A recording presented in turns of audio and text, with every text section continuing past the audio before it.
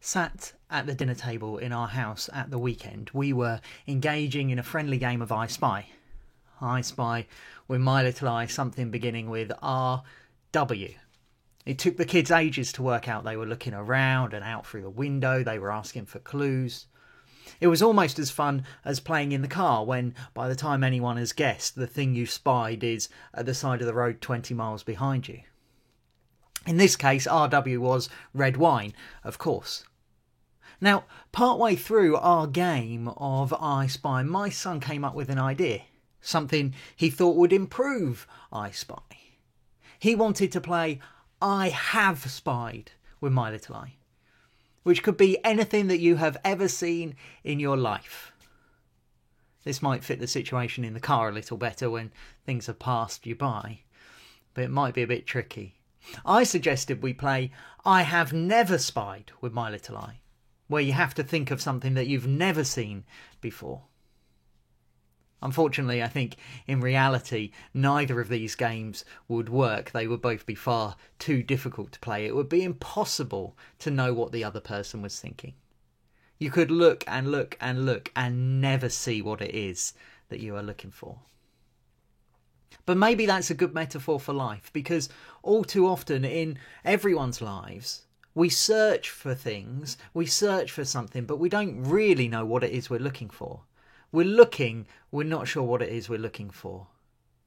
Our reading today describes one of the most profound things that has ever happened. The resurrection of Jesus, death defeated, Christ risen, a new dawn.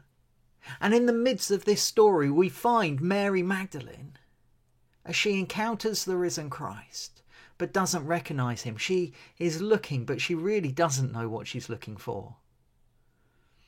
Why are you crying? Jesus says. Who is it you're looking for? She's looking for a body, not for a risen Lord. Who is it you are looking for? And of course, as becomes clear almost immediately, the one that she is looking for is the one standing right there in front of her, talking to her.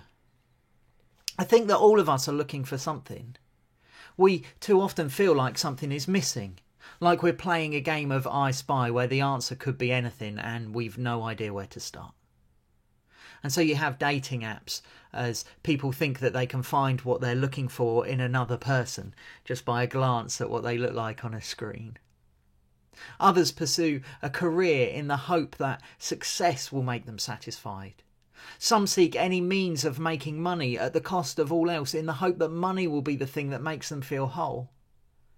Some turn to drugs or drink or even high adrenaline sports and activities so that, for a time at least, they can ignore the feeling that something is missing. So many of us are looking for something more than what we have.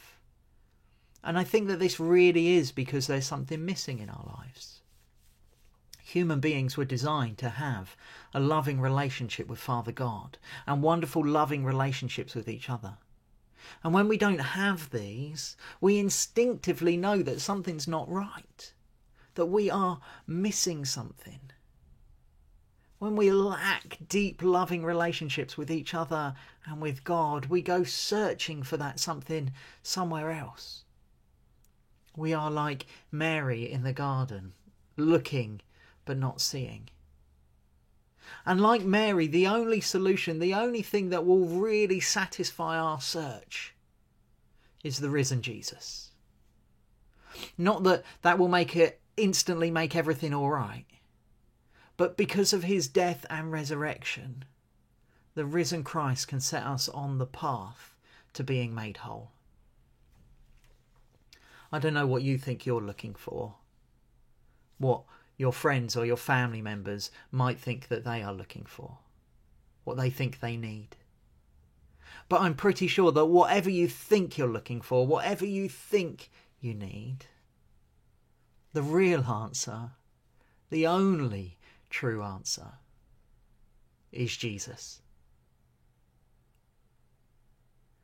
Tomorrow we're going to read together John chapter 20, verses 19 to 31.